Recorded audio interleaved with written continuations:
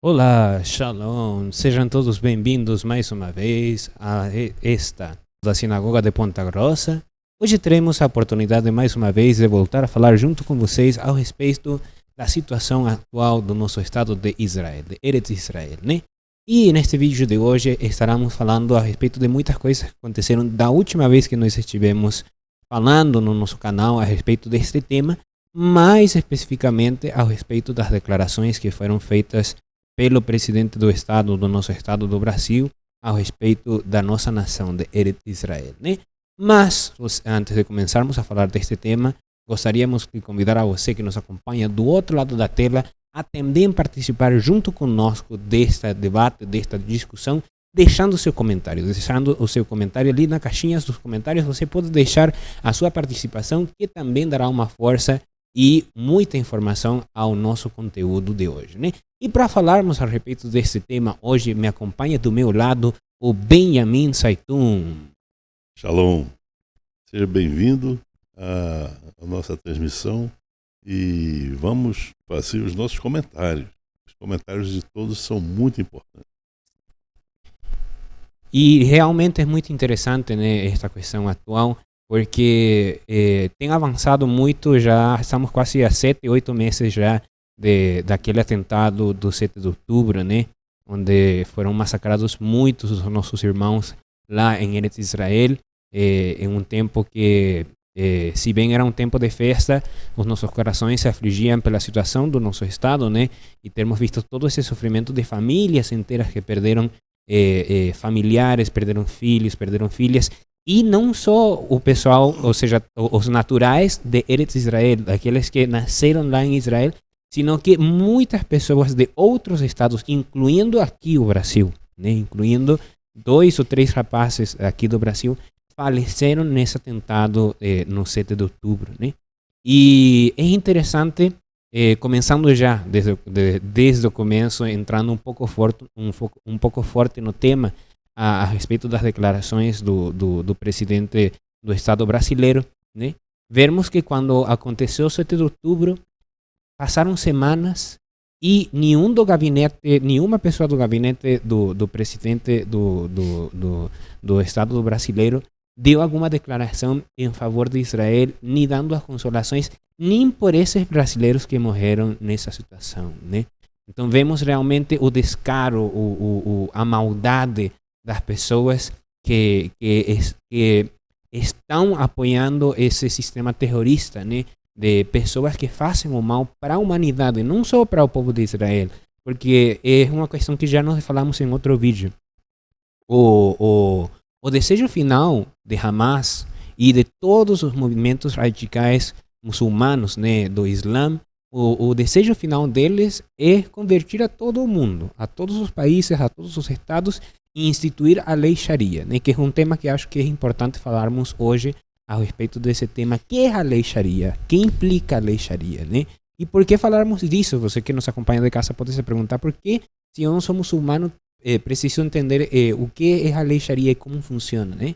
Porque muitas vezes, você que nos acompanha de casa, do outro lado da tela, não precisamente você, mas às vezes seus amigos, seus conhecidos, eles se veem afetados pelos comentários de pessoas que apoiam de uma ou outra forma cega ou conscientemente as ações deste grupo terrorista Hamas e de outros grupos terroristas dos muçulmanos radicais, né?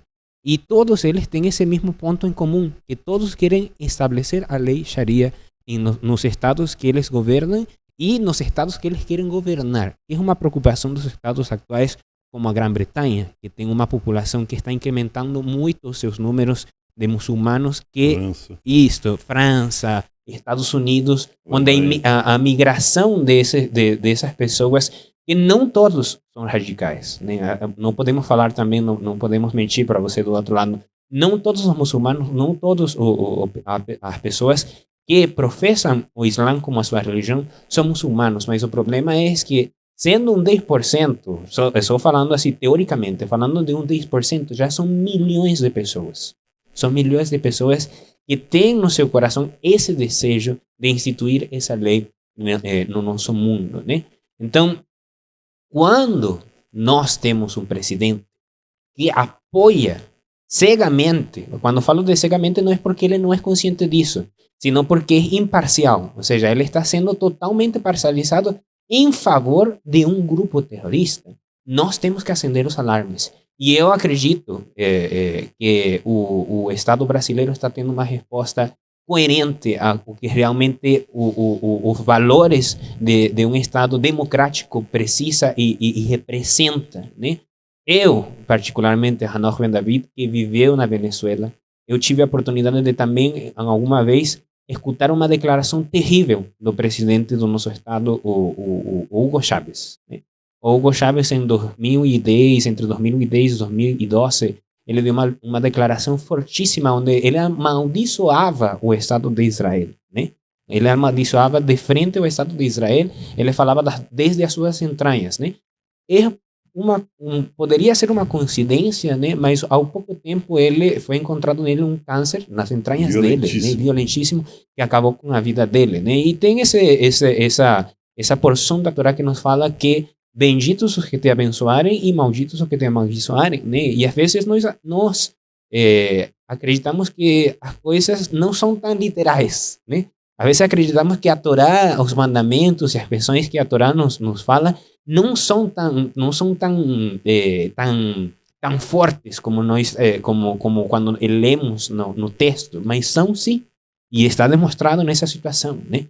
Então a preocupação do nosso estado atual no Brasil é que nós não sejamos atingidos pelo mau comportamento e os maus decretos dos nossos dirigentes, né? Então a grande pergunta que fica é: o que fazermos nós, cidadãos não sei se seja a palavra correta, o termo correto, cidadãos de a pé, né? Ou seja, pessoas comuns que não temos um grau alto, né, na política e nos níveis de jurisdição do nosso Estado, o que fazermos, né? E é uma pergunta que vou deixar o Benjamin Saitun falar. O que você acha que nós, como cidadãos, podemos fazer em favor do Estado de Israel?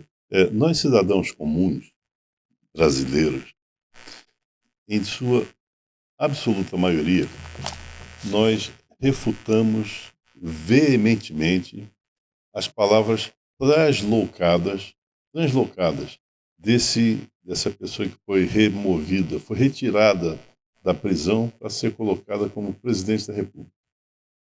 Nós temos uma vergonha, eu sinto uma vergonha enorme cada vez que eu vejo essa pessoa falar alguma coisa. Então, quando ele fez esse discurso ali na Eritreia, no chifre da África, né? Quando ele fez esse discurso, eu coloquei a mão na cabeça e falei: Deus do céu, onde é que nós estamos? Onde é que nós vamos parar? É uma vergonha para todo o povo brasileiro. Talvez uma ou outra exceção, que são exceções, né? Aceite isso, entenda isso, mas o povo brasileiro é antinazista, é antifascista. O povo brasileiro é pela família, é pelo eterno, é por Deus. O povo eterno, o povo do eterno, ele pode se sentir à vontade aqui nesse país. O povo hebreu, o povo judeu, ele pode se sentir muito à vontade aqui no Brasil, porque o povo brasileiro ama, ama, ama Israel. Bom, o que nós podemos fazer? O que nós podemos fazer é o que estamos fazendo. No dia 25 de fevereiro, houve uma mobilização e estima-se entre 1,5 milhão e 2 milhões de pessoas, né, na Avenida Paulista. A Avenida Paulista é muito grande. Sim. São quilômetros. A Avenida Paulista são quilômetros. Lotada de ponta a ponta. Lotada. Ou seja, não havia mais lugar para ninguém. Então, as pessoas começaram a se espraiar para as ruas transversais. Então, é assim que o povo brasileiro responde a essas palavras loucas, palavras deslocadas desse líder que, na realidade, ele não lidera nada, não lidera ninguém. Não representa. Não representa, porque a partir do momento que, quando ele vai à rua, ele não pode sair à rua, porque ele é chamado de ladrão.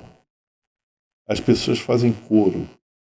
seja no Brasil, seja no exterior, onde ele vai, onde tem brasileiros, os brasileiros fazem coro chamando ele de ladrão. Bom, essa pessoa que não tem o mínimo respeito do povo e também não tem o mínimo respeito pelo povo, porque também ele não tem o mínimo respeito pelo povo brasileiro, para falar as loucuras dessas, é porque ele não tem respeito nem a ninguém e também nem a ele próprio. Bom, o que nós podemos fazer é o que nós estamos fazendo, trabalhando, orando, pedindo a Deus que ilumine o povo brasileiro, pedindo a Deus que nos perdoe, porque não são palavras nossas, são palavras de um louco, um homem deslocado. E fazer? Orar a Deus. Ninguém vai sair pegando armas, sair atirando, nem fazendo bobagem dessa ordem. Ninguém vai fazer isso. Ninguém vai fazer. O que nós podemos fazer é aquilo que nós fazemos. Pedir ao Eterno, na esperança de que o Eterno ele faça a coisa acontecer em favor a menina dos seus olhos, que é o povo judeu. É eles, Israel, aquele povo, né, sagrado, naquela terra sagrada, são a menina dos olhos do Eterno. É interessante vermos também, né, que nós precisamos ter um contexto de que está acontecendo, porque, primeiro, essas declarações não vêm do nada, elas não saem porque, eu quis falar aquilo, né? Eu acho que é loucura da cabeça dele. Sim, não, é uma loucura, porque fazer isso é uma loucura, né? Mas não tem nenhum plano atrás disso. Isso. Ele é um louco, ele não tem plano. Sim, mas eu quero falar porque ele não é o único dirigente de um estado que tem feito declarações parecidas, né? O próprio presidente da ONU, ele já fez declarações fortes em contra do Estado de Israel, e isso não vem do nada, né? Mas, mais uma vez, ele se está tornando um macaco de imitação. Isso, esse seria o exemplo perfeito, né? Um macaco de imitação, né? Porque é uma ideia que vem de alguém que está por cima e que eles estão só reproduzindo, eles só estão sendo a representação dessa ideia, né? Mas qual que é a ideia, você que nos está acompanhando de casa? Que é esse pensamento que eles estão apoiando, né? É um pensamento que está contaminando a mente das pessoas, e era isso que nos primeiros vídeos que nós fizemos a respeito da guerra em Israel, eu falava que era um dos ênfases maiores que nós temos a responsabilidade com o nosso Estado de Eretz Israel de representarmos ele e de defendermos ele, né? Mas defendê-lo do quê? Se nós não temos armas, se nós não estamos na faixa de Gaza para tentar acabar com os terroristas, para tentar trazer paz para o nosso Estado dessa forma. Então, o que podemos fazer nesses casos, né? Eu falei que a nossa campanha, o nosso trabalho é essa campanha de ir em contra da desinformação, de todas aquelas pessoas que estão tentando promulgar informações que estão erradas, que são coisas que estão sendo tomadas fora de contexto, para que as mentes das pessoas que não estudam, que não escutam, que não olham, que não leem coisas que prestam, acabam consumindo esse produto e acabam acreditando fielmente nessas questões, né? Então, para exemplificar, para poder entender o que está acontecendo, temos que entender uma ideia. O mundo está preocupado pelo povo palestino. Por quê? Porque na guerra eles estão acabando tendo muitas baixas, né, de civis. Isso não, nós não estamos falando que isso não está acontecendo. Não é tanto assim como é falado na atualidade, porque quem controla os números, as cifras de todas aquelas coisas e decide quem é isso, quem é militante e quem é criança, é o próprio Hamas. Então, se nós estamos confiando num grupo terrorista para nos entregar informação a respeito de cifras, nós estamos virando loucos, igual que o representante do Estado brasileiro, né? Então, claro, mais uma vez... O nível de confiabilidade desse povo é o de um jacaré hidrófobo. Uhum. Você não pode confiar de forma nenhuma. Isto. Tudo o que eles negociam, eles rompem a negociação. Sim. Tudo o que eles pedem é aquilo que lhes traz vantagem. O povo da faixa de Gaza não recebe não recebe as doações, não recebe ajuda remédios, internacional, medicações, alimentos, nada. Só quem recebe é o Hamas. E o Hamas vende essas doações e ganha muito dinheiro. Isto, né? E esse dinheiro é utilizado para comprar armas de destruição. Uma grande parte desse dinheiro é usado pelos próprios líderes para enriquecer as suas contas pessoais. Isto, né? Já temos visto muitas imagens desses líderes do Hamas lá no Catar, eles desfrutando uma melhor vida que todas aquelas pessoas que o mundo atual está falando, viu, mas o que está acontecendo na faixa de Gaza?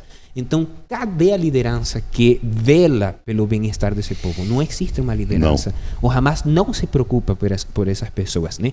Então, voltando mais uma vez no tema que acho importantíssimo, antes de voltar na questão da declaração do presidente do Estado brasileiro, então, se cria essa pergunta, né? O que está acontecendo com o povo palestino e o que eu posso fazer para salvar, né? Porque sempre a esquerda, vamos ter que utilizar os termos certos para falar desta situação, porque é uma situação escandalosa, tem escalado muito forte no nosso estado e nós precisamos ser realistas, não podemos esconder as coisas, não podemos colocar cores às coisas que estão acontecendo, né? Então a esquerda utiliza muito esse discurso, eu vou tentar salvar essas pessoas, como eu salvo essas pessoas, né? E a resposta que é dada pela esquerda é apoiando os terroristas, né? Claro, eles não te vão falar, não, apoia os terroristas, mas sim, então vamos em contra de Israel e vamos a fazer que eles se tornem, aos olhos das pessoas, os terroristas. E não é assim, né? Por que não é assim? A pergunta, agora vem mais uma pergunta. Por que não é assim? Porque o Estado de Israel não é um Estado genocida, como está sendo acusado pelo presidente do Estado e por muitos outros dirigentes do mundo, né? E por muitas outras pessoas, né? Pessoas comuns também, né? Por que o Estado de Israel não é um Estado terrorista, não é um Estado genocida, né? Por quê? Porque ele, o que está fazendo é defendendo as suas fronteiras. Que Estado atual, em uma situação de guerra com um Estado vizinho, tem o luxo de não entrar no outro Estado para defender o seu território, né? Nenhum dos nossos Estados, o Estado do Brasil já teve uma guerra com o Paraguai, onde o Paraguai perdeu muito território para o Brasil, né? E onde o Brasil teve que se defender de uma ou outra forma para defender a sua população. Igual, os Estados Unidos, claro, eles de uma outra forma, visando o lucro, né? Eles acabaram tomando quase 50% do território do México, né? Eles falando que estavam se defendendo, né? Em Iraque aconteceu a mesma coisa e em muitos dos países onde os Estados Unidos entrou, né? Ele também acabou acontecendo essas mesmas coisas. França também, Grã-Bretanha também, quando se levantou a guerra contra o Estado Islâmico, né? As nações, os estados árabes, onde estavam esses militantes do Estado Islâmico, sofreram muito, né? Mas sofreram porque tinha uma questão, tinha uma doença que é a doença do terrorismo, né? Então, quando nós falamos que nos preocupamos por um Estado, né? Vamos a falar pela faixa de Gaza, pelo Estado palestino, né? A resposta correta é: nós precisamos trazer paz para o Estado palestino, né? E como? Acabando com o mal que está ali, que são os terroristas, para poder estabelecer, assim isso sim deveria ser uma preocupação, para podermos estabelecer o que tenhamos um Estado democrático lá, né? Então vem a pergunta, mas por que está falando assim? Não tem liderança, não tem um Estado formado na Palestina? Não tem, né? Porque o Hamas, ele como um governo terrorista, ele persegue os seus oponentes políticos, ele persegue as pessoas que apoiam o Hamas no mundo ocidental, né? O movimento LGBT, os movimentos de esquerda, os movimentos religiosos, os ateus, né? Eles são perseguidos lá dentro da faixa de Gaza, esses que eu falei, que apoiam o Hamas no exterior. Quando eles entram no interior, eles são perseguidos e muitos são mortos, né? Então, a preocupação nossa deve ser acabar com o terrorismo para que as pessoas consigam viver em paz, Mas essa não é a preocupação do pessoal da esquerda. O pessoal da esquerda só se preocupa pelo seu próprio bem-estar e pelos seus próprios interesses, né? Então, por isso temos declarações como a que o nosso presidente deu, né, nesta semana que passou agora, né? Então, nós não podemos ser enganados por essas palavras, por esses pensamentos, porque se nós não, isso já falamos num outro vídeo, se nós nos preocupamos pelo Estado palestino, nós precisamos acabar com Hamas, que é o pior câncer que tem o Estado palestino, né?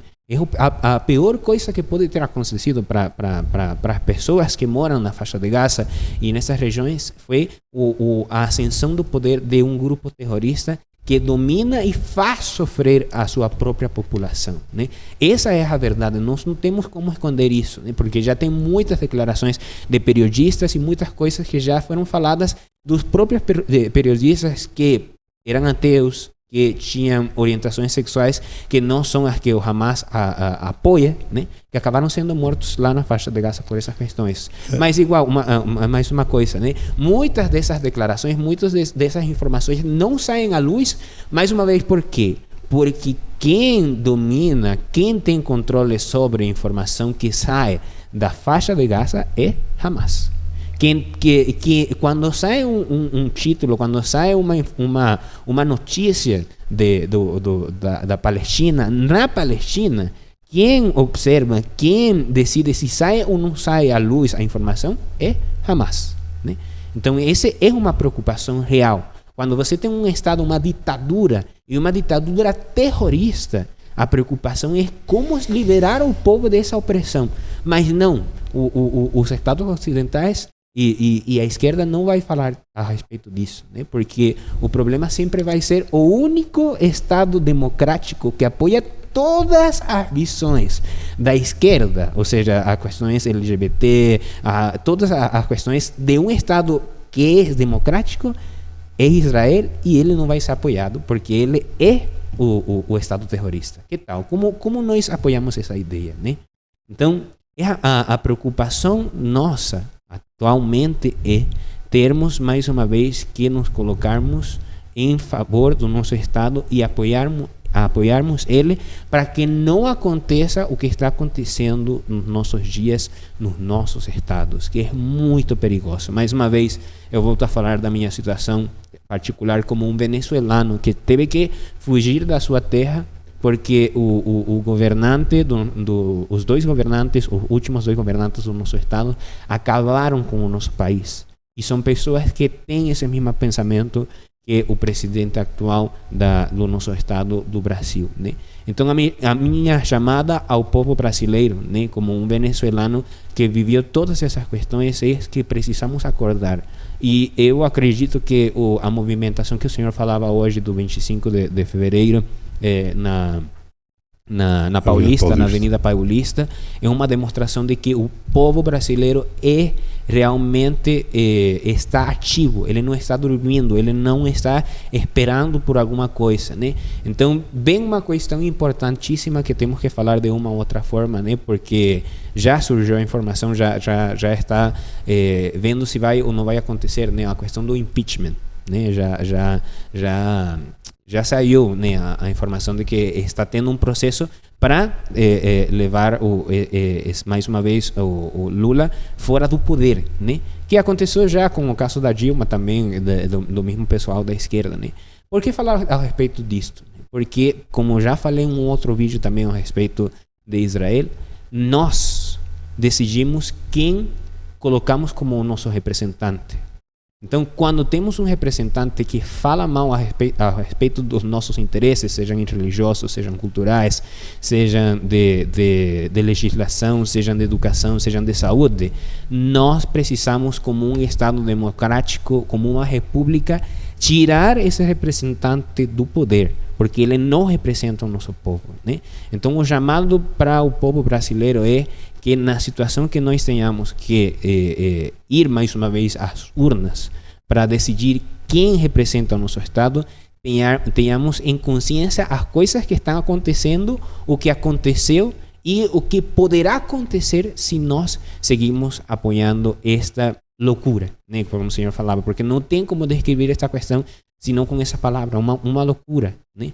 Então temos que ter muito cuidado com o que nós colocamos como nosso representante, porque ele pode, de uma ou outra forma, decidir o rumo da nossa nação. Então, se nós desejamos o bem para o nosso Estado, precisamos trazer pessoas que representem realmente os ideais do nosso Estado brasileiro, né? Então, esse é o meu chamado para o povo brasileiro. Bom, eu só quero dizer uma coisa. O Eterno, quando nos criou, nos deu um negócio chamado livre-arbítrio. O que quer dizer o livre-arbítrio? Livre-arbítrio quer dizer que eu posso ter uma ideia diferente da tua. Cada um tem a liberdade de acreditar, de pensar, de ter ideias diferentes uns dos outros. O único ser que é absoluto e não precisa de referências é o Eterno. O Eterno é o único ser. Imagina o seguinte: para ligar uma lâmpada precisa de 2 polos, não é isso? Mas o Eterno, ele pode ser a lâmpada apenas ele sozinho. Ele não precisa de outro polo. Ele não precisa. Quando nós fomos criados com o tal livre-arbítrio, isso nos deu a capacidade de, pensando diferente, juntarmos ideias diferentes e cada um enriquecer os demais. Cada um enriquecendo os demais pelas suas ideias diferentes, porque 2 ideias iguais, um não enriquece o outro. Se 2 pessoas têm a mesma opinião, vão discutir o quê?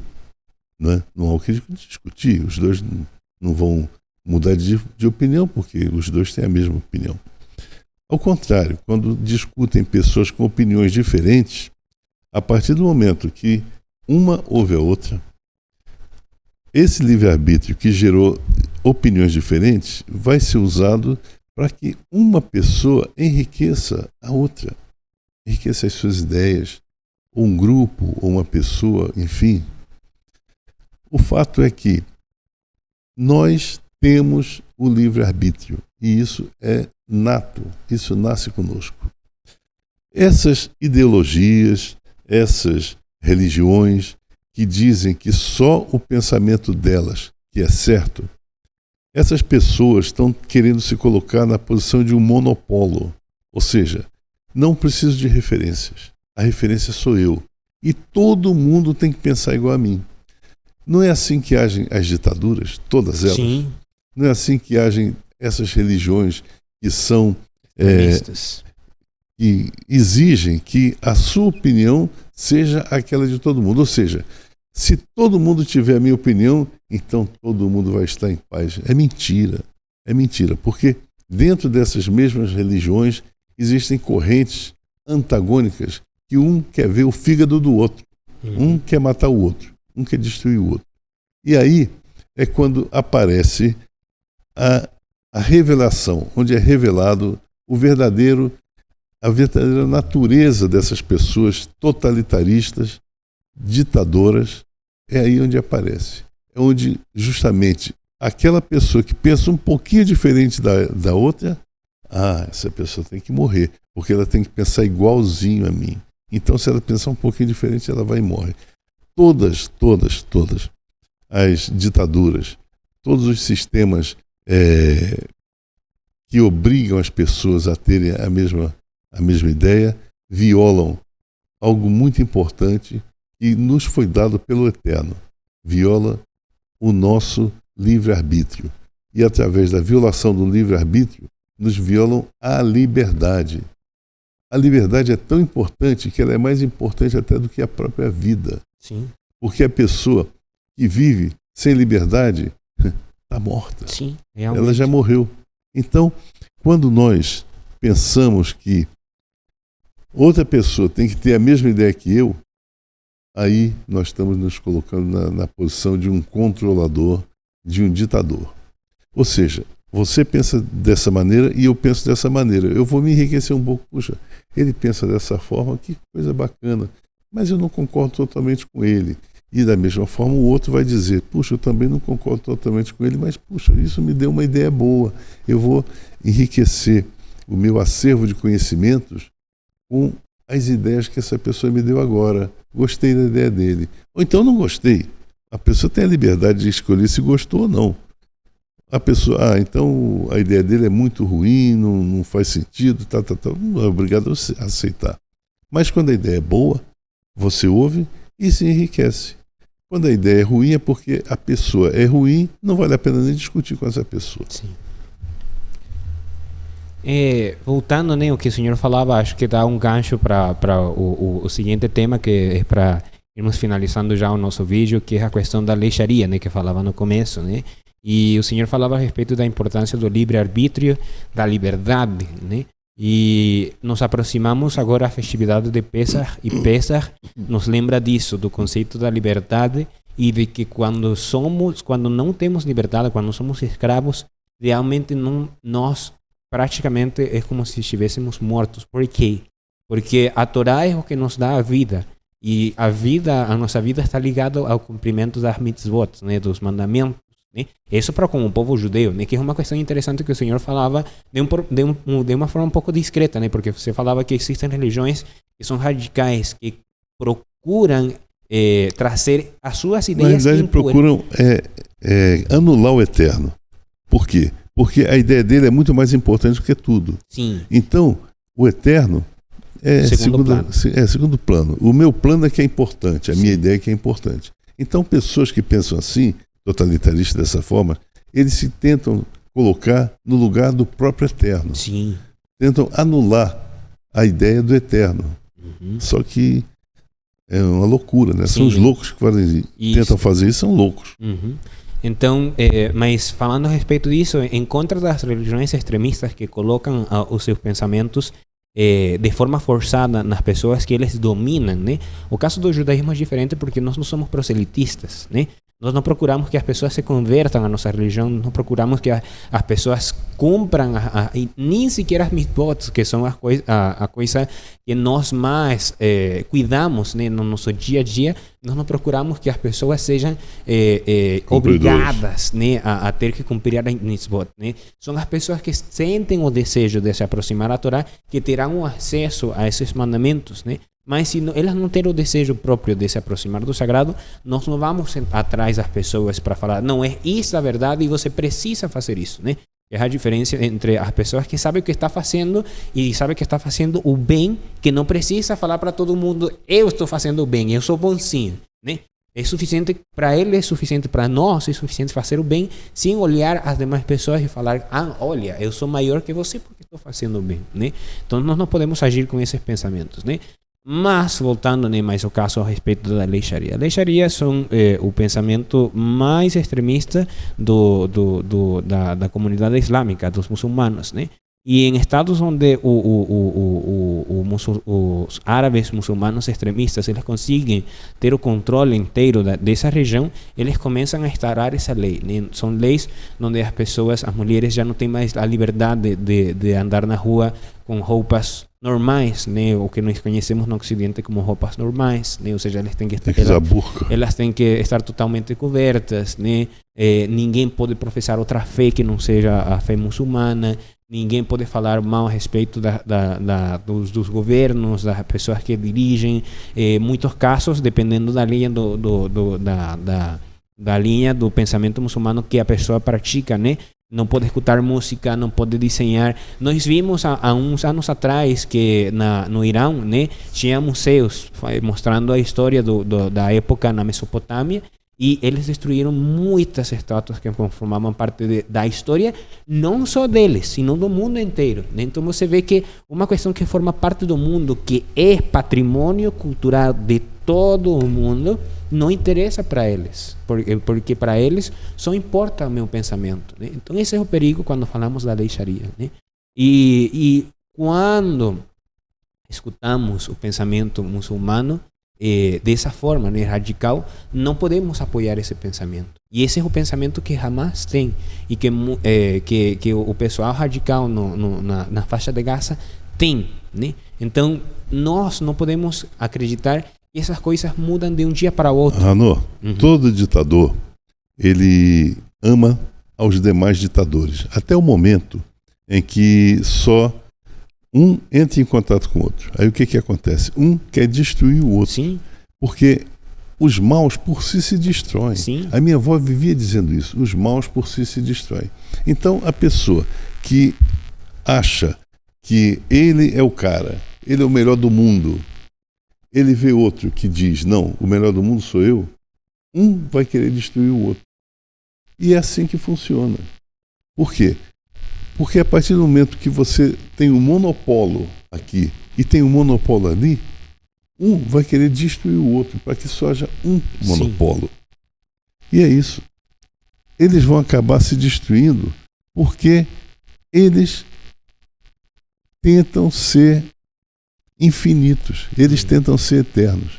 Quem tenta ser eterno sempre morre. Eu vou dar um exemplo. O que é uma célula cancerosa? Uma célula cancerosa é uma célula que não morre. É, que ela deseja se manter. Exatamente. Ela não morre. Ela se mantém e ela se reproduz, né? E ela aumenta, vira um tumor. E esse tumor acaba por matar o hospedeiro do tumor. É a mesma coisa que acontece com esse tipo de gente. Eles vão crescendo, mas vai chegar uma hora que o ambiente onde eles vivem vai destruí-los direto. Então, quando nós vemos gente assim, nós podemos ter certeza, essa pessoa vai se destruir, vai ser destruída, e quando? Aí que não se sabe, né? Então, hoje, nós estamos sofrendo na mão dessa gente. Nós estamos sofrendo muito na mão dessa gente. No futuro, essa gente vai se destruir. Mas aí, o mal, eles já fizeram mal. Sim. É como a mentira.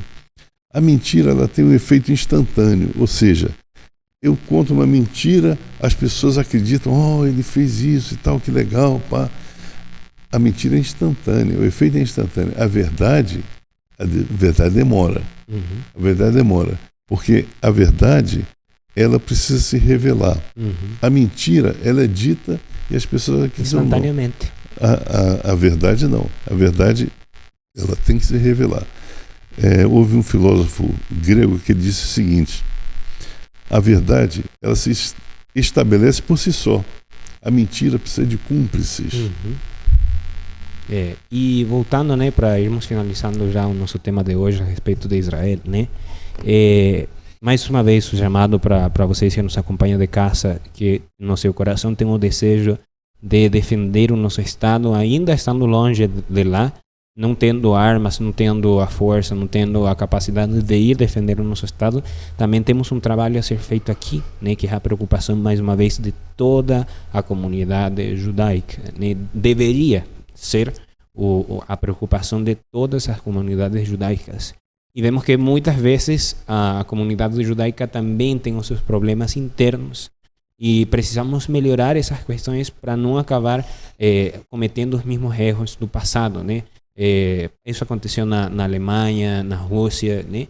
Então nós precisamos nos unificar, nós precisamos ter esse sentimento de irmandade que falava o Benjamin Saitun. Sabemos que temos ideias diferentes, que temos pensamentos diferentes, que às vezes executamos as coisas de formas diferentes, mas que temos o mesmo objetivo e temos o mesmo desejo, né? Então temos que nos juntar, ainda que nós não gostemos do corpo, não gostemos do rosto, não vamos com a cara da pessoa.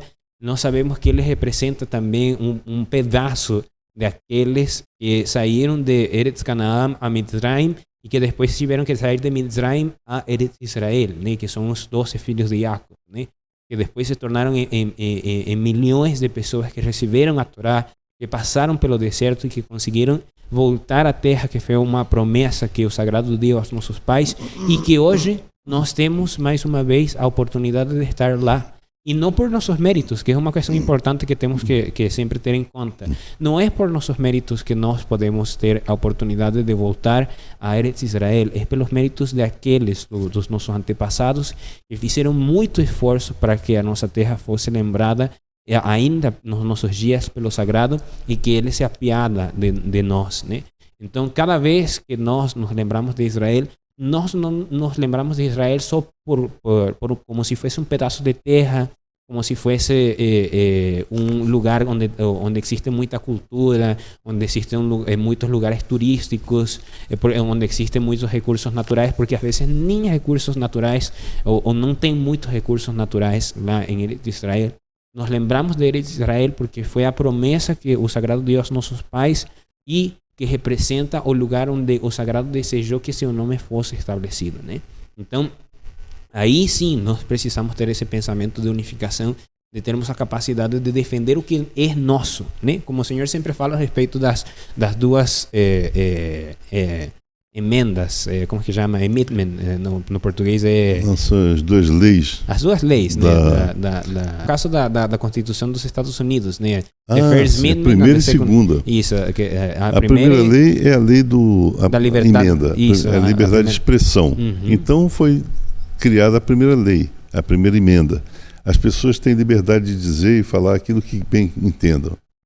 Aí eles pensaram bem, mas espera aí, quem é que vai defender essa liberdade? É o Estado que vai defender? Mas o Estado é contra essa liberdade. Então eles fizeram a segunda emenda. A segunda emenda é a emenda das armas. Todos têm direito a usar armas e ter armas para autodefesa, para defesa das suas opiniões, para defesa do seu território, para defesa da sua casa, para defesa da sua família. Isso. Então, a que me referia com essa questão das duas emendas, né? Que, como falei no tema passado, né? Ou seja, nós, Bnei Israel, nós descendentes de Israel, judeus, né? Nós não somos proselitistas, não procuramos fazer o mal para as demais religiões e as demais culturas, né? Mas o que é nosso, nós precisamos defender. É uma questão que temos que entender. O que é nosso, nós precisamos defender. Ninguém consegue defender melhor as suas coisas do que a própria pessoa. Sim. Eu não posso alienar a minha capacidade de defesa dos meus interesses para outra pessoa. Não posso. Eu sou o melhor defensor de mim mesmo. Uhum.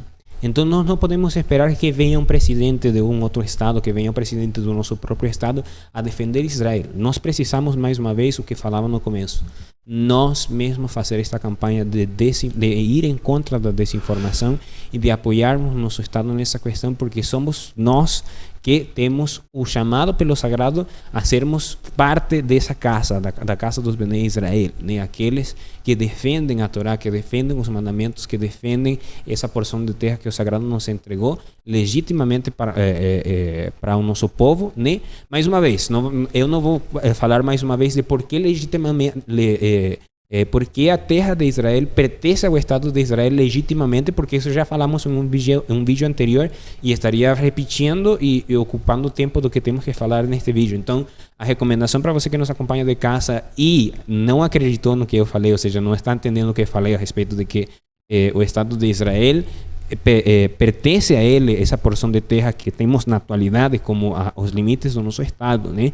É legítimo essa porção de terra para nós, né? Então pode olhar nos nossos vídeos anteriores a respeito da guerra em Israel, que foi explicado ali como funcionava essa questão da porção da terra, né? Mas para finalizarmos, mais uma vez, precisamos fazer mais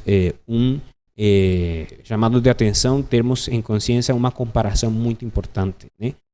Para finalizar esse tema da lei Sharia em contra ao Estado de Israel, né? Então temos que vamos a descrever de forma cega os dois estados, né? Temos um estado que não apoia o pensamento livre, né, das pessoas, que não apoia a livre expressão das pessoas, que não apoia o pensamento de que as pessoas podem escolher a religião onde ela melhor se encaixa, ou seja, a qualquer religião que a pessoa se sinta encaixada nesse pensamento, que a pessoa possa publicamente falar o que ela quiser, que a pessoa tenha a oportunidade de se defender de aqueles que supostamente são a milícia do seu país, né?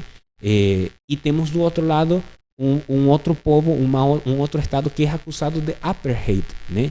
Que é acusado de genocídio, de terrorismo, onde tem livres eleições, onde tem liberdade de pensamento, onde tem representação do outro estado que estamos falando, do pessoal árabe, tem representação árabe no parlamento desse estado, né? Então, quem realmente está fazendo apartheid, né? Quantos dirigentes na Palestina, na faixa de Gaza, em Irã, em Iraque, em Arábia Saudita, em Egito, têm parlamentares judeus ou israelenses? Quantos? Quantos você pode contar? Nenhum. Então, o que está fazendo o apartheid? Quem é que está fazendo o apartheid? Né? É um chamado que tem que ser feito. Ou seja, temos que falar estas questões, porque, mais uma vez, o pessoal na mídia não vai falar estas questões. Né? Então, nós temos que fazer a frente para falar a verdade. Né? Então, quem está cometendo apartheid de verdade? Quantas comunidades das comunidades judaicas que formavam parte desses estados, no Irã, no Iraque, no Líbano, na Síria, no Egito, ainda estão em pé? Quantas dessas pessoas não tiveram que emigrar forçadamente a Israel?